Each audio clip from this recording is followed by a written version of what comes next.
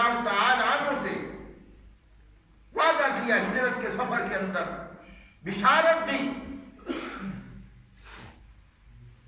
کہ سراقہ تجھے کسرا بادشاہ کے کنگن پہنائے جائیں گے۔ میرے نبی تو اس دنیا میں نہیں رہے، آپ تو چلے گئے۔ جب ایران فتح ہو گیا، ان کے محلات کا ساز و سامان مسجد نبی کے اندر ڈھیر پڑا ہوا ہے۔ آج وہ طالبان نے یاد تازہ کر دی۔ اس لیے ہمیں اپنے اندر کچھ ہوش پیدا کرنی ہے۔ ابھی تک ہم مادیت پرست، ابھی تک دین کی طرف توجہ ہی نہیں۔ اللہ دکھا رہا ہے کہ دیکھو اب بھی سمجھ جاؤ، اب بھی سمجھ جاؤ۔ اور امریکہ اور فرانس اور یورپ کے گیت گانے والوں، ان کی تہذیبوں پر قربان ہونے والوں، ذرا دیکھو جو محمد رسول اللہ کی تہذیب کو اپنانے والے ہیں، اللہ نے ساری کائنات کو ان کو بادشاہ بنا دیا اس دور کے اندر۔ نہ معلوم ساری کائنات کا، ساری دنیا کا بادشاہ ان کو بنایا جو محمد رسول اللہ کے غلام ہیں، جو نبی کی سیرت پر چلنے والے ہیں، ان کو غلام بنا، ان کو بادشاہ بنا دیا ہے۔ بھئی ساری دنیا ان سے خوف زدہ ہے، تو اس وقت پوری دنیا پر پرچم محمد رسول اللہ کا لہرا رہا ہے۔ ہمیں ابھی بات سمجھ نہیں آ رہی۔ ہم پاکستانیوں کو جو پاکستان لا الہ الا اللہ محمد رسول اللہ کے نام پر بنا تھا، نہ حکمرانوں کو سمجھ آ رہی ہے، نہ عوام کو سمجھ آ رہی ہے۔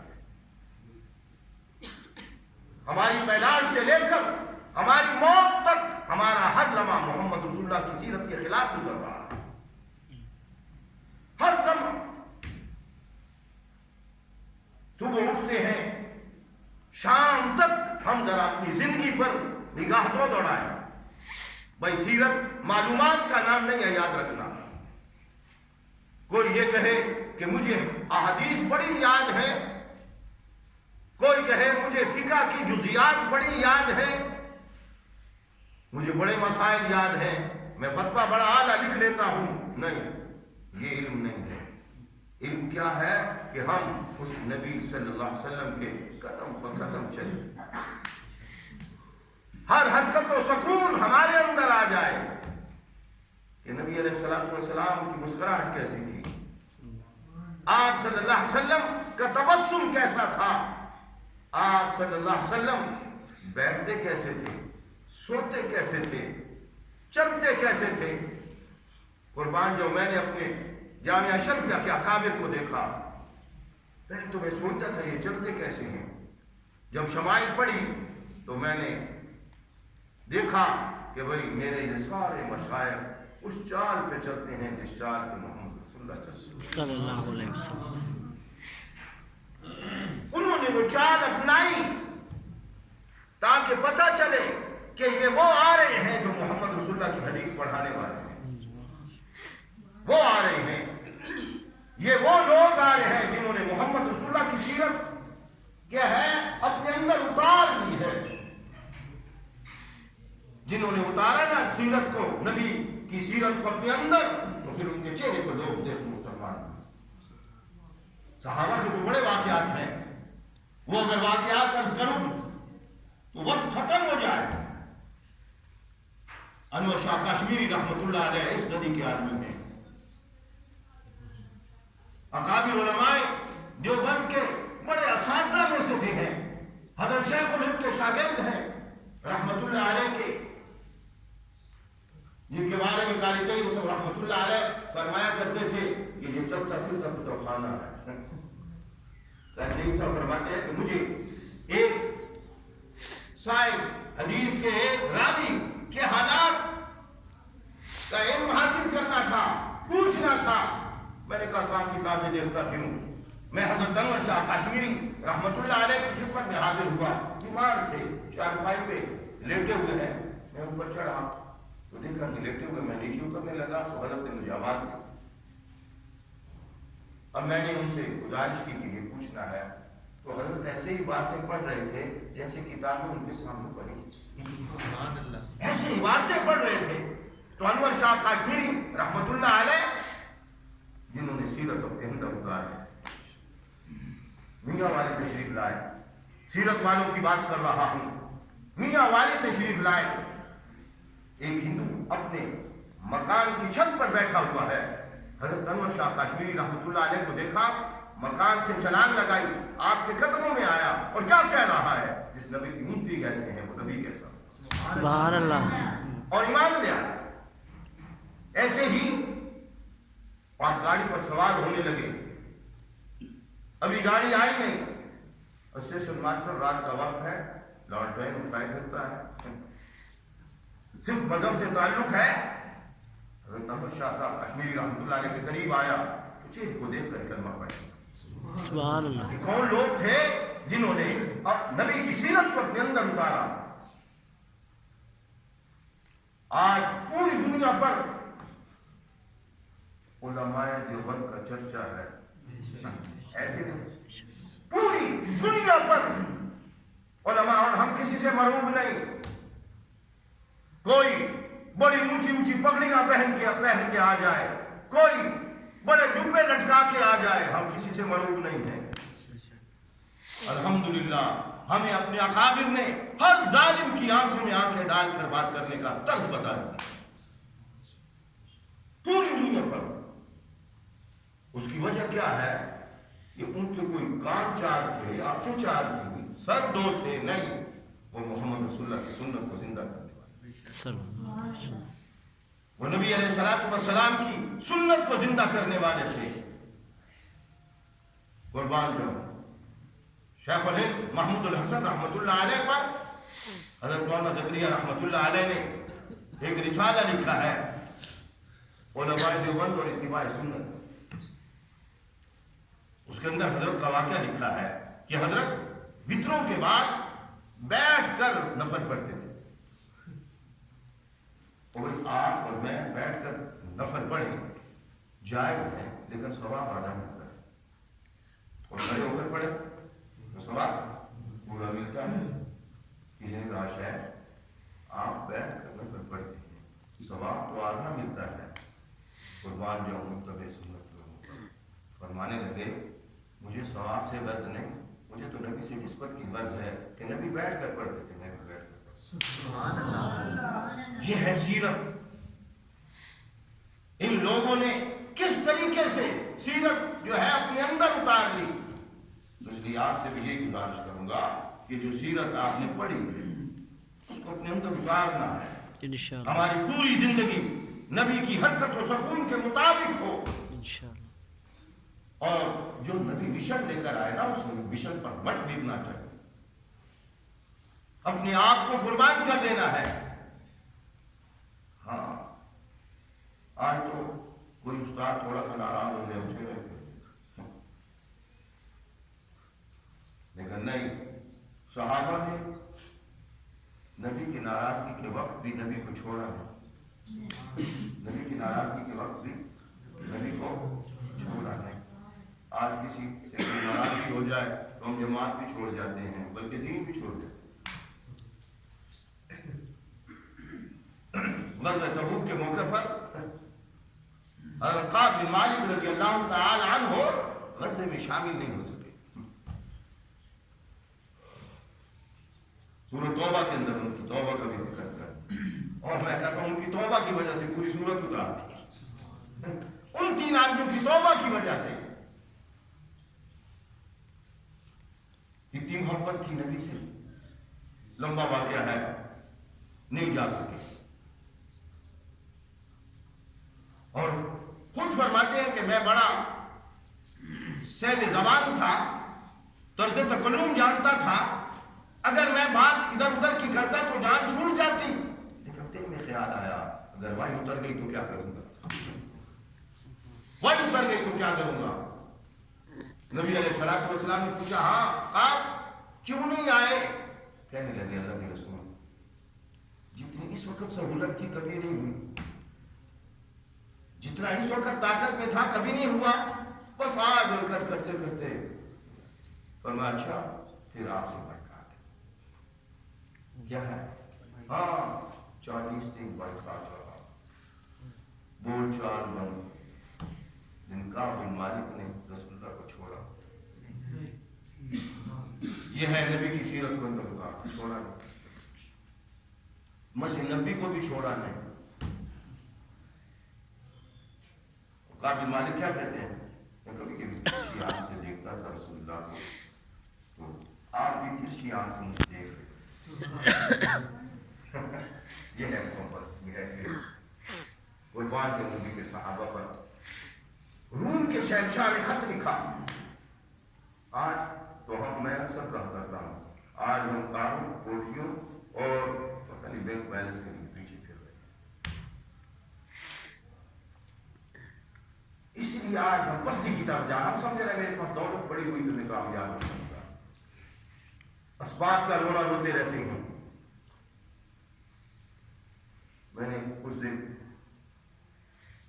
جناب نگر میں بھی دورہ حدیث کے طلباء سے یہ بات کہی، آج اسباب کا رونا روتے ہیں، اور جس محمد قاسم نانوتوی کے نام پر روٹیاں کھا رہے ہیں، سوچیں اس کے پاس کتنے اسباب تھے۔ ان کے پاس لا الہ الا اللہ محمد رسول اللہ کے علاوہ کچھ نہیں تھا، انہوں نے اللہ سے اتنی لو لگا لی کہ سب کچھ مٹا دیا۔ آج ہمارا اللہ سے کتنا تعلق ہے؟ جگر مراد آبادی مرحوم نے عجیب ایک شعر کہا ہے، اور میں خلوت میں بیٹھ کر وہ پڑھا کرتا ہوں، آئی جب ان کی یاد تو آتی چلی گئی، آئی جب ان کی یاد تو آتی چلی گئی، نقش ماں سوا کو جاتی چلی گئی۔ اور وہی اللہ سے تو ایسی لو لگا لو، اور انہوں نے اللہ سے لو لگائی تھی محمد قاسم نانوتوی رحمۃ اللہ علیہ، اللہ سے لو لگائی تھی، اور وہ اللہ سے لو لگانا کس سے سیکھا تھا؟ محمد رسول اللہ سے سیکھا تھا صلی اللہ علیہ وسلم سے۔ کتنی لو لگائی کہ پاؤں گرم کر جاتے ہیں میرے نبی علیہ السلام کے۔ یہ ہے سیرت۔ صحابہ کیا کہہ رہے ہیں؟ اللہ کے رسول آپ تو بخش بخشائے ہیں، پھر اتنی لمبی عبادت کرتے ہیں، تو آپ صلی اللہ علیہ وسلم کیا فرما رہے ہیں؟ افلا اکون عبدا شکورا، کیا میں اللہ کا شکر گزار بن سکتا ہوں؟ اس طرز پر تھے ہمارے اکابر، جس طرز پر نبی تھے نا، ہمارے اکابر بھی اسی طرز پر تھے۔ خواہ وہ محمد قاسم نانوتوی ہوں رحمۃ اللہ علیہ، خواہ وہ رشید احمد گنگوئی رحمۃ اللہ علیہ ہوں، مولانا زکریا رحمۃ اللہ علیہ نے آبیتی کے اندر عجیب بات لکھی ہے۔ یہ باتیں آج ہماری عقل میں تو آتی نہیں ہیں، کیونکہ جب ہم محنت کریں گے تو تب بات آئے گی نا۔ حضرت مولانا احمد علی لاہوری رحمۃ اللہ علیہ نے ایک دفعہ کشف بیان کیا، ایک اہل حدیث عالم نے کفر کا فتویٰ لگا دیا۔ اس وقت اہل حدیث علماء کے بڑے سرخیر مولانا داؤد غزنوی رحمۃ اللہ علیہ تھے۔ آج ہوس زیادہ ہے، حقیقت حال کی طرف ہم نہیں جا رہے بولنی، ہم یہ سمجھ رہے ہیں کہ غالب آ جائے، میں غالب آ جاؤں۔ یہ غلبہ مقصود نہیں ہے، ہدایت مقصود ہے۔ حضرت نانوتوی رحمۃ اللہ علیہ کے پاس ایک مولوی صاحب آئے، کہنے لگے میں تیرے ساتھ مناظرہ کرنا چاہتا ہوں۔ فرمانے لگے بھائی مناظرے میں ایک بات ہوتی ہے، ہار یا جی، تو یہ ہے کہ میرے پاس کوئی وقت نہیں ہے، میں ہارا تو جیتا، میں ہارا تو جیتا، ورنہ وہ تو بڑے ابوالکلام تھے، انہوں نے تو بڑے میدان مارے، لیکن کیا فرمایا جب ہدایت مقصود نہ ہو تو مناظرہ نہیں کرنا۔ مناظرے کے اندر مقصود کیا ہو؟ اے اللہ مجھے ہدایت پہ رکھنا، اور میری باتوں کی وجہ سے اس مد مقابل کو ہدایت دے دینا۔ اور آج یہ مقصود کیا ہوتا ہے کہ میں اس کو گرا دوں تو پھر ہدایت حاصل نہیں۔ آج زیادہ تر ہمارے فتووں کے اندر یہی بات رہ گئی کہ میں غالب آ جاؤں، تو کسی نہ کسی نے تو غالب آنا ہی ہوتا ہے، لیکن ہدایت نہیں ہے۔ مولانا داؤد غزنوی رحمۃ اللہ علیہ اہل حدیث عالم تھے بہت بڑے، جب پڑھا اس کو بلا لیا، کہنے لگے یہ کیا لکھا ہے تم نے؟ وہ کہنے لگا حضرت یہ تو قرآن کے بھی خلاف، حدیث کے بھی خلاف،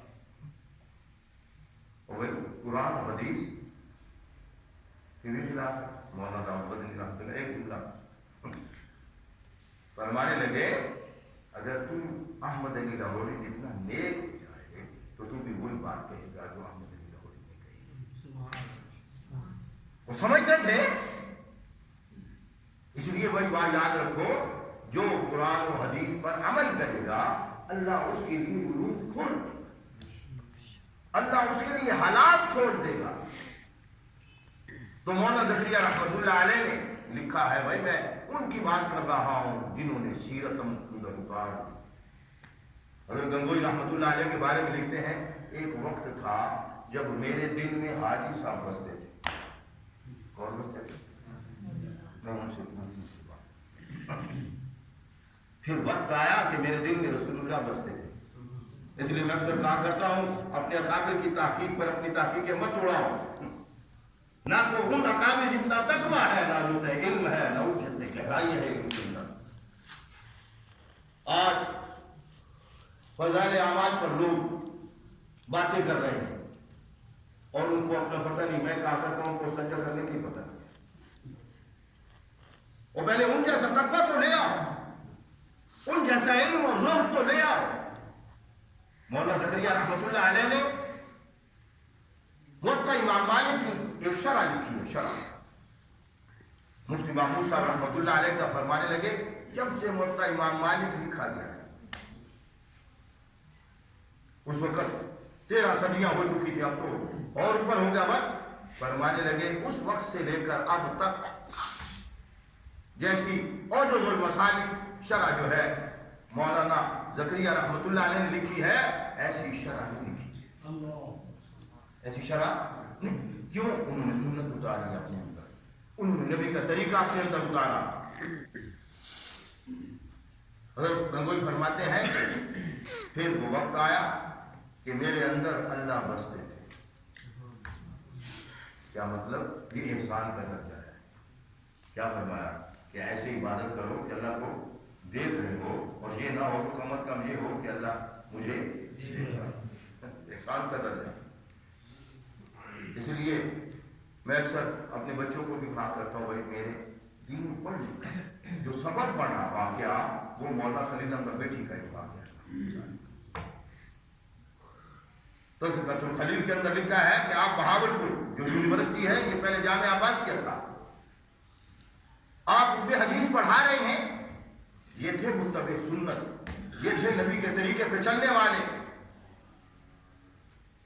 پڑھاتے پڑھاتے غنود دیے. طلباء حیران ہوئے ہیں کہ حضرت کو تو کبھی نیند نہیں آئی, آج دوران درس نیند کیسے آ گئی ہے. بعد میں طلباء نے پوچھا حضرت آج آپ درس میں سو گئے؟ سو گئے. فرمانے لگے نہیں سویا نہیں ہوں, ایک مسئلے میں اشکال تھا, میں نے براہ راست محمد رسول اللہ سے پوچھا ہے. سبحان اللہ. بھائی یہ ہمارے بزرگ وہ تھے جو نبی کی سنت پہ چلنے والے تھے.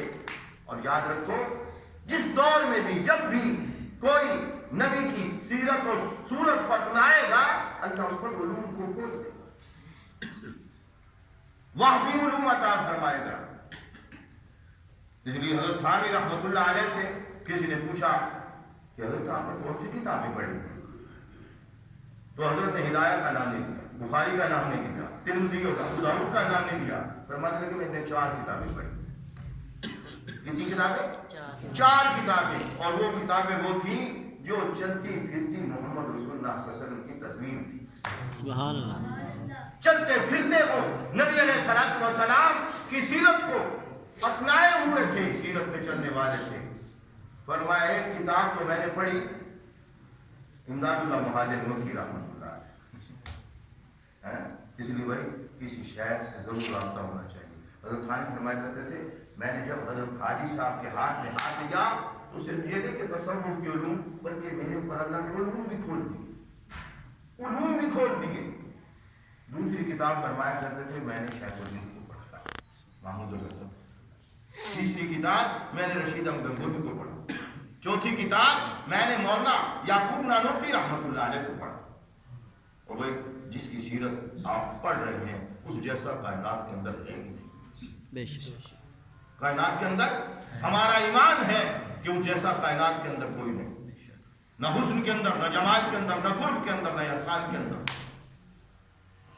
کسی سے محبت 4 وجہ سے ہوتی ہے، حسن کی وجہ سے، کمال کی وجہ سے، اور قرب کی وجہ سے، اور احسانات کی وجہ سے۔ تو یہ سارے کمالات میرے آقا محمد رسول اللہ کے اندر پائے۔ صلی اللہ حسن کیسا کہ حضرت برا بن عازب رضی اللہ تعالی عنہ بیان کرتے ہیں، نبی علیہ الصلوۃ والسلام کی خدمت میں حاضر ہوا، آپ کے بالوں کی تعریف کر رہے ہیں، بال آپ جیسے بال بھی کسی کے نہیں، کندھے بھی آپ جیسے کسی کے نہیں، پھر کہہ رہے ہیں کہ آپ کے جسم پر صرف دھاری دار اللہ تھا، اور پھر آخر میں جملہ کہا ما رأیت شیئا قط احسن منہ، اللہ کی قسم میں نے محمد رسول اللہ سے زیادہ حسین و جمیل دیکھا ہے۔ حضرت عائشہ نے تو پھر کمال کر دیا رضی اللہ تعالی عنہ نے۔ عائشہ کون؟ وہ ابو بکر کی بیٹی رضی اللہ تعالی عنہ، جس کے حجرے کے بارے میں کسی شاعر نے کہا ہے، حجرہ تیرا آرام گاہ سرور دی ہے، حجرہ تیرا آرام گاہ سرور دی ہے، یوں عرش سے بڑھ کر تیرے حجرے کی زمین ہے۔ سبحان اللہ۔ وہ عائشہ رضی اللہ تعالی عنہ ایک بے چینی لگی، مصر کی عورتوں نے یوسف کو دیکھا ہاتھ کاٹے، اگر وہ میرے محمد کو دیکھتی تو گردنیں کاٹتی۔ حضرت ابو ہریرہ رضی اللہ تعالی عنہ فرماتے ہیں کہ نبی علیہ الصلوۃ والسلام کا چہرہ ایسا تھا جیسے آپ کے چہرے میں سورج گھوم رہا ہو۔ اور جابر رضی اللہ تعالی عنہ آئے نبی علیہ الصلوۃ والسلام کی خدمت میں کہا کرتا ہوں بھائی وہ وقت کیسا تھا جب رسول اللہ تھے اور صحابہ دیکھتے تھے چہرے انور کو دیکھتے تھے، 14ویں کا رات چاند آسمان پر چمک رہا ہے اور ادھر نبوت کا چاند چمک رہا ہے۔ حضرت جابر کبھی چاند کو دیکھتے ہیں، کبھی رسول اللہ کے چہرے انور کو دیکھتے ہیں، کیا کہنے لگے میرے نبی کا چہرہ تو چاند سے بھی زیادہ خوبصورت۔ اور حضرت امیر عمر رضی اللہ تعالی عنہ فرمایا کرتے تھے کہ میں نے ایمان لانے کے بعد نبی علیہ الصلوۃ والسلام کے چہرے انور کو آنکھیں بھر کر نہیں دیکھ سکتا۔ حضرت عبداللہ بن سلام رضی اللہ تعالی عنہ آئے اور آپ کے چہرے انور پر نگاہ دوڑائی تو کیا کہنے لگے، یہ کسی جھوٹے کا چہرہ نہیں۔ اسی طریقے سے ایک اور شخص کہنے لگے میں نے ساری نشانیاں رسول اللہ کے چہرے میں پہچانی، ایک نشانی رہ گئی کہ آپ سے سختی کریں گے تو آپ نرمی سے جواب دیں۔ اب کہنے لگے یہ میں کیسے معلوم کروں، کسی بہانے سے آپ کو قرض دے دیا۔ کیا دے دیا؟ قرض۔ اور وہی آج کسی سے قرض دے اور وہ بیچارہ مانگنے آ جائے، مانگتا کہتا ہے اچھا بھاجی کے ہی نہیں، وہی ایک بات یاد رکھیں، آج یہ بھی ہمارے لیے ذلت ہے، رسوائی ہے۔ بعض اوقات ایمان سے بھی ہاتھ دھو بیٹھتے ہیں۔ یاد رکھو جو مقروض مر گیا اس کا جنازہ بھی جائز نہیں۔ اللہ کے رسول کے پاس آیا ہے جنازہ جو مقروض تھا، آپ نے فرمایا میں نے اس کا جنازہ نہیں پڑھا۔ تو آج کیا قرض لیتے ہیں پھر دیتے نہیں۔ قربان جو نبی علیہ الصلوۃ والسلام پر وہ آ گیا، پہلے ہی آ گیا، دامن پکڑ لیا، کہنے لگا جو تم ہو نا یہ عبد المطلب والے لے کر دینے کا نام ہو۔ اب وہ تو دیکھنا چاہ رہا تھا، ساری نشانیاں تو دیکھ لی، یہ نشانی نہیں دیکھنا چاہتا تھا۔ یہ بھی سیرت ہے کہ بھائی جب کوئی مطالبے والا آئے تو اس کے ساتھ نرمی سے بات کرنی، اس سے سختی سے بات نہیں کرنی۔ تو اللہ کے رسول صلی اللہ علیہ وسلم جتنی وہ سختی کرتا جا رہا ہے آپ نرمی کرتے جا رہے ہیں۔ اتنے میں امیر عمر آ گئے رضی اللہ تعالیٰ عنہ اور کیا فرمانے لگے، عمر تھے نا یہ تھی اندر محبت بیٹھی ہوئی تھی، سب کچھ قربان کر دیا۔ کیا کہنے لگے کہ اگر رسول اللہ کا ہوتے میں تیرا سر تن سے نکال کر دیتا، مجھے اپنے نبی کا حیا ہے کہ آپ کے نبی کے ہوتے ہوئے تیرے ساتھ یہ معاملہ نہیں کر سکتا۔ تو نبی علیہ السلام کیا فرمانے، اے عمر جا اس کو لے جا، اس کا گھر کیا کر قربان ہے، راستے میں جا رہا ہے اور وہ کیا کہہ رہا ہے، عمر تو نہیں چاہتا میں بھی کلمہ پڑھ لوں، تو نہیں چاہتا، یہ تھا میرے نبی کا اخلاق۔ آج ہمارا اخلاق کیا ہے، ہم سے تو کوئی مسئلہ پوچھنا آ جائے تو ہم ادھر کر دیتے ہیں، بخاری پڑھنے کے باوجود ہم نے بخاری نہیں پڑھی. کوئی ہم سے راستے میں مسئلہ پوچھے تو ہم کیا کہتے ہیں؟ جی یار تم نے مسئلہ پوچھا میری توہین کر دی. کبھی بخاری پڑھی ہوتی؟ قربان جو امام بخاری نے بات پڑھ دیے, آداب بتا دیے, لیکن کیا ہے ہم نے کبھی ان کو اندر اتارنے کی کوشش نہیں کی. مولویوں نے نہیں کوشش کی کہ بھائی کوئی آ گیا ہے, کوئی دیہاتی آیا ہے, اس سے کیسے بات کرنی ہے, کوئی عامی آدمی آیا ہے, کوئی بڑا آدمی آیا ہے, کیسے بات کرنی ہے. ہمیں تو نبی نے ہر طرز تکلم بتا دیا. حضرت عمر چوٹ پڑے اور کہنے لگے وہاں کیا کر رہا تھا اور یہاں کیا ہے بات. اے عمر, میں نے ساری نشانیاں محمد رسول اللہ کی آپ کے چہرے انور کے اندر میں نے پہچانی, ایک رہ گئی تھی وہ بھی پہچان دی. لے عمر گواہ رہنا, اشہد ان لا الہ الا اللہ واشہد ان محمد. وہ یہ ہے کہ اس پڑھنے پڑھانے کا مقصد صرف یہ ہو کہ میرے اندر محمد رسول اللہ کی سیرت آ جائے, میرا جو ہے میری تجارت بھی رسول اللہ صلی اللہ علیہ وسلم کے طریقے پر. بھئی آپ صلی اللہ علیہ وسلم فرمایا نا من غش فلیس, تو بھئی اس پر عمل ہونا چاہیے. بھئی آج ہم یہ فرنیچر کا کام کرتے ہیں, اس میں کتنے داؤ لگاتے ہیں. میں تو لکڑی کا کام نہیں کرتا, لیکن مجھے داؤ کا پتا ہے. تھانی فرماتے ہیں بھائی بازار میں گئے کرو, دیکھو یہ سودا صرف کیسے بیچ رہی, تاکہ تمہیں حالات کا پتہ چلے. اور جب تک کسی مولوی کو حالات کا پتہ نہیں, اس کو فتویٰ دینے کا کوئی حق نہیں. حالات اس علاقے کے حالات کا علم ہونا چاہیے. اس لیے حکومت کے آداب کے اندر بھی یہی ہے کہ بھائی اس علاقے کے اندر اسی علاقے کا حاکم ہونا چاہیے جو ان کے حالات کو پہچان. تو بھائی یہ بڑی مبارک مجلس ہے, اور بس سمجھے ہم تھوڑے سے ہیں. وہی مٹھی بھر تھے صحابہ, انہوں نے پوری دنیا ہلا کے رکھ دی. پوری دنیا کیا کر دی؟ ہلا کے رکھ دی. ہاں, اس لیے آپ بھی ایسے گنگایا کریں کہ ہم پیروی کیس نہ فرہاد کریں گے, ہم پیروی کیس نہ فرہاد کریں گے, ہم دنوں اور ایجاد کریں گے. اللہ سے دعا ہے کہ اللہ تعالیٰ آپ اس مجلس کو بھی قبول کر لیں اور ہمارے اس بات کرنے کو بھی قبول کریں. اور جو مرزا صاحب نے یہ سارا کام سجایا ہے, سب اللہ تعالیٰ قبول فرمائے. اور ہمارے پیر جی بیٹھے ہیں, اللہ تعالیٰ انہیں کی بھی عمر میں ہاں صحت سلامتی,